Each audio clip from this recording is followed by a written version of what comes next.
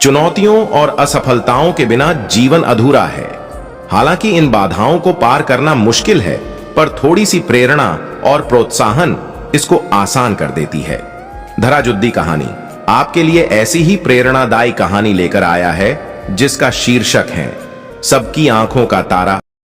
शाम के वक्त वह अपने कमरे की बालकनी में खड़ी पक्षियों की चहचहाहट सुनते हुए चिड़िया को अपने बच्चों को दाना खिलाने के लिए अपने घोंसले में लौटता देख रही थी।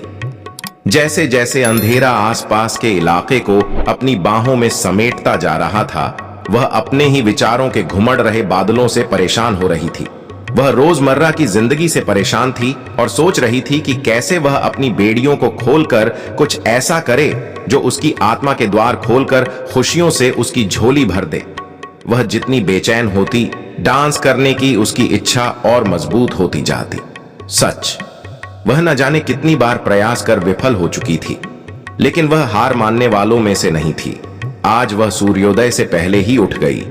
उसने 9वीं बार फिर नृत्य का अभ्यास किया। अपने डांस कॉस्ट्यूम पहनकर उसने खुद को परीक्षा के लिए तैयार किया। यह परीक्षा उसे शहर के प्रतिष्ठित डांस स्कूल में प्रवेश दिलवाने वाली थी। सहमी हुई लेकिन मजबूत इरादे लेकर उसने परफॉर्म किया और जीता। इंस्ट्रक्टर को उसके डांस को लेकर संदेह था, लेकिन उसने उसकी हिम्मत को महत्व दिया। उन्होंने उसके दृढ़ निश्चय के आगे घुटने टेक दिए। उसके लिए 3 साल की यात्रा आसान नहीं थी, लेकिन उसकी अदम्य इच्छा शक्ति ने उसे कभी हार नहीं मानने दिया। उसने स्कूल में अब तक की बेस्ट डांसर बनने की कसम जो खाई थी।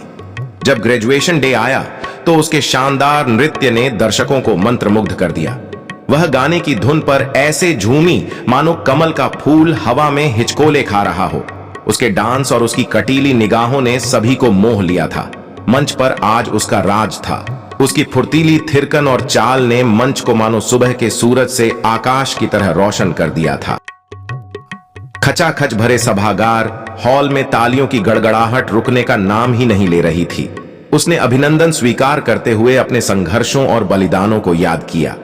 एक ओर उसकी आंखें नम हो गई थीं और दूसरी ओर उसके चेहरे पर विजयी मुस्कान थी। लेकिन क्या किसी को इस बात का आभास था कि मंच पर राज करने वाली यह शानदार नृत्यांगना उन्हें देख नहीं सकती थी? वह तो जन्मजात नेत्रहीन थीं।